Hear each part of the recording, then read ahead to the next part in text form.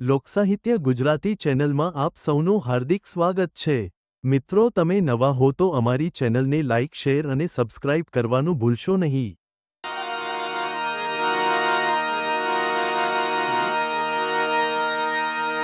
યુગ આખો ઉડાયો ભાઈ, કડેલાટી કરીને કડજુગ આવ્યો, ધરાથી ધર્મને મારવા ધાવ્યો, ચોરો લફંગાને ચેનમાં લાવ્યો, લોભી લાલચુમાં ખૂબી ફાવ્યો.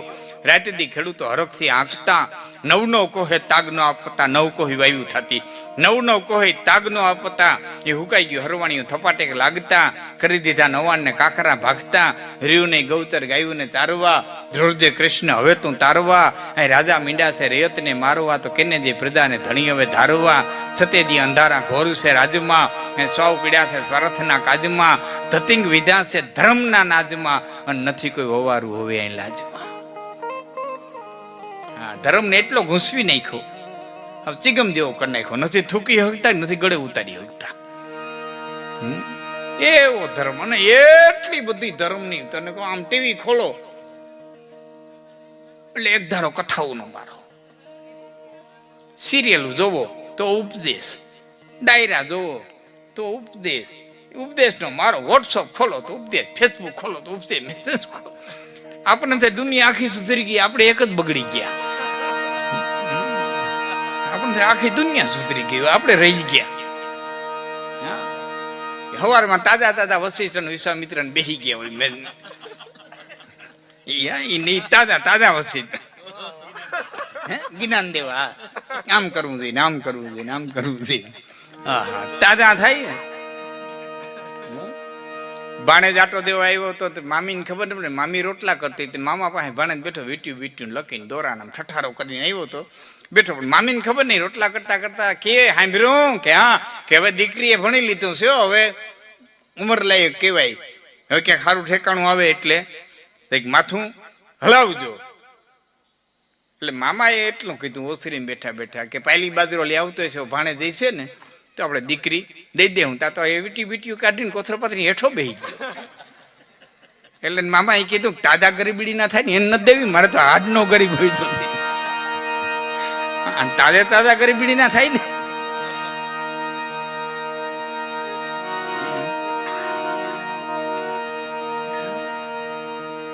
આપણામાં જે આપણી નવ પરત છે ભાઈ, યુવાનોને ખ્યાલ ન હોય કહું, આપણી જે નવ પરત છે એ નવ પરતમાં આહિર, ચારણ, કાઠી, રાજપૂત, રબારી, હાટી,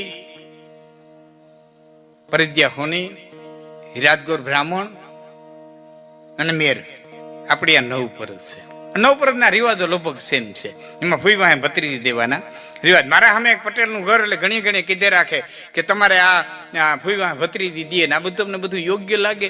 મેં કીધું યોગ્ય લાગે કે ન લાગે એની મને ખબર નથી, પણ એક વાત નક્કી છે કે કુંતાજીની પાછળ સુભદ્રાજી દેવાના હતા અને સુભદ્રાજીની પાછળ સુરેખાજી દેવાના હતા. કૃષ્ણે આ રિવાજ રાખ્યો હતો, એટલે કૃષ્ણ કરતા હું ડાયો નથી એટલી મને ખબર છે. આમાં કઈક મજા છે. અટાણે અઘરું બહુ થઈ ગયું, માગું નાખો એટલે પેલો જવાબ એ દે, અમારો હમણાં વિચાર નથી. કોઈ પણ માગું નાખે ને એટલે પેલો જવાબ એ દે, અમારો હમણાં વિચાર નથી. કેતી છે કયો તે દી આવી 3 વર્ષ યાદ કયો છો? અને એમાં હગાઈનું નક્કી થાય, શરતું મુકાય, મારી દીકરી આમ નહીં કરે, મારી દીકરી ખેતરે નહીં જાય, ઢોરનું નહીં કરે, માહિંદા નહીં કરે, ઓલું નહીં કરે, ઓલું નહીં કરે. આમાં જેટલામાં અવતર બેઠા પૂછતો વિધાતા છો? તમે વિધાતા છો? તમે લેખ લખ્યા? તમે લેખ જોયા?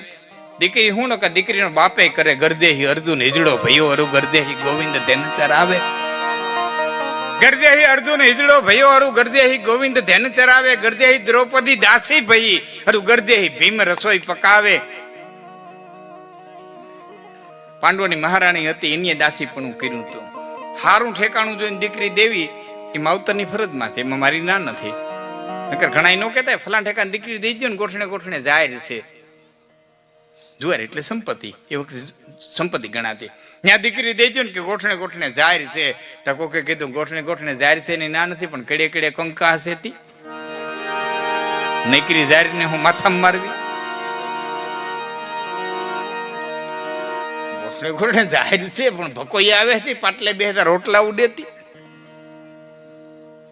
સારું ઠેકાણું જોઈને દીકરી દેવી એ માવતરની ફરજમાં છે. પણ જેટલી માતાઓ બેઠીને વિનંતી કરજો, એક વખત દીકરી હારે વહી જાય ને પણ દીકરીના જીવનમાં બહુ માથા ન મારવા. અને દીકરીઓને વિનંતી કરું છું, માને જેટલી જરૂર પડતી હોય ને એટલી જ વાત કરાય. કઢી કરી હોય તે માને ફોન કરીને કેવું જરૂરી નથી, માં મેં કાચી કઢી કરી. માએ દીકરીની જરૂરિયાત પડતો પૂછવું જોઈએ. આ પાક બગાડે ને એ આ વાતું જ બગાડે. જરૂરિયાત વિનાની, કારણ વિનાની જે વાતો થાય છે ને એ પછી લાંબીયું થાય અને એમાંથી કેતો તો કેતી થાય અને એમાંથી ઘણા ના વિખાય. જરૂરિયાત પૂરતી વાત કરો, જરૂરિયાત પૂરતું દીકરીના જીવનમાં માથું મારો. બાકી તો કોને ખબર છે ક્યારે હું આવી અને ઊભું રહીએ. કર્મના લેખ છે, પણ લેખને ટાળવા વાળો દ્વારકાધીશ કાળિયો ઠાકર એની ભક્તિથી બધા સુખ આવી અને આનંદ મંગલ ઘરની અંદર વર્તાય. કવિએ કીધું છે કે વહી પડંતા આખો દુઓ છે ને તમે આખી જિંદગી યાદ રાખજો. જે દીકરીઓને ખાસ કહું, આ દુઓ આખી જિંદગી યાદ રાખજો, બીજું બધું ભૂલી જાવ તો વાંધો નહીં. વહી પડંતા વિધુ લખ્યા કંઈક ખારા અને કંઈક મીઠ.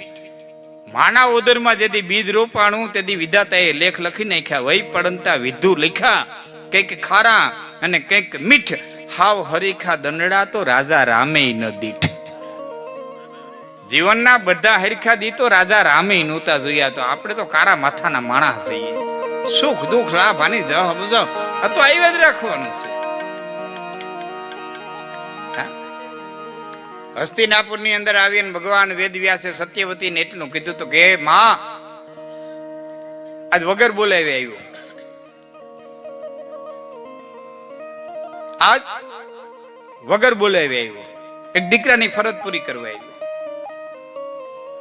તે જઈ મને બોલાવ્યો તે આવ્યો. તે કીધું તારી બાઈ મેં દીકરા ઉત્પન્ન કર્યા, તે મને રાજકાજમાં જેટલું પૂછ્યું સલાહ દેવા આવ્યો, તને જઈ ભીડી પડી તે હું આવ્યો. આજ તે બોલાવ્યો નથી એને આવ્યો કે બેટા કેમ આવ્યો? કે આસક્તિના કાંઠા ઉપર કેટલો સમય નાવડું રાખે, હવે તો મુક્તિને કાંઠે લઈ જા. આસક્તિને કાંઠે ક્યાં સુધી નાવડું રાખે? સત્યવતી કીધું બેટા હું સમજી નહીં કે ક્યાં સુધી આજે આ સંસારમાં રહે. હવે તો મારા ભેરી હાલ, હવે તો ભક્તિ કરી લે. સત્યવતી હાલતા થયા એટલે વ્યાસે કીધું ભાઈ વહુ નહીં લઈ લે, હવે એનું કઈ કામ નથી હસ્તિનાપુરમાં. એટલે સત્યવતીએ કીધું કે બેટા એમ કેમ કે બધું હસ્તિનાપુર વહુ લઈ લેવાની, મને બોલાવી જા. માં હવે જે હસ્તિનાપુરમાં બનવાનું છે ને એ ધૂતરાષ્ટ્ર આંધ્રો છે એટલે જોઈ હગવાનું નથી. ધૂતરાષ્ટ્ર આંધ્રો છે એટલે જોઈ હગવાનું નથી. અને તારું હૃદય એટલું કોમળ છે કે તું ઓમ જોઈ હગવાની નથી.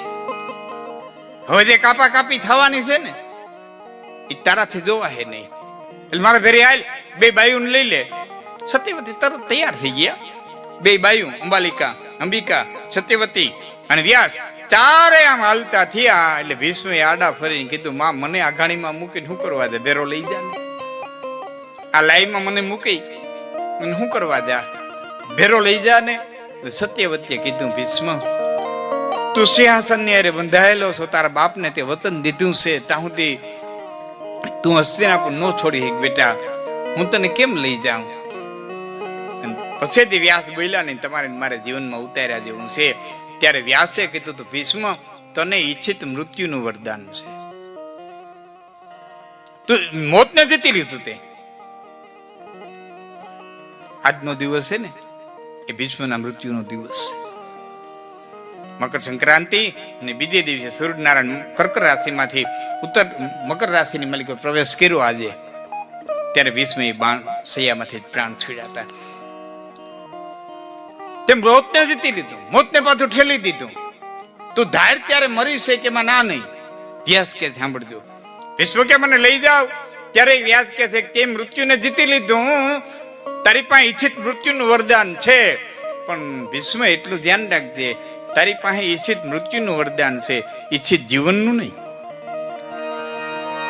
તું મન પડે એમ મરી છે, મન પડે એમ જીવી ન હોય.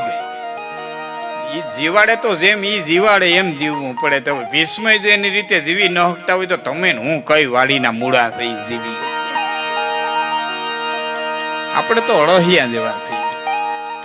આમ કરી નાખું ને આમ કરી નાખું આમ જીવી લઉં. કોઈથી કઈ જીવાતું નથી. જેમ જીવાડે ને એમ જીવવું પડે. અખિલ બ્રહ્માંડ નો માલિક જેમ જીવાડે એમ જીવવું પડે, જેમ રમાડે એમ રમવું પડે. અને એ પોતે અહીંથી રમીને ગયો છે ને કેવો રમ્યો.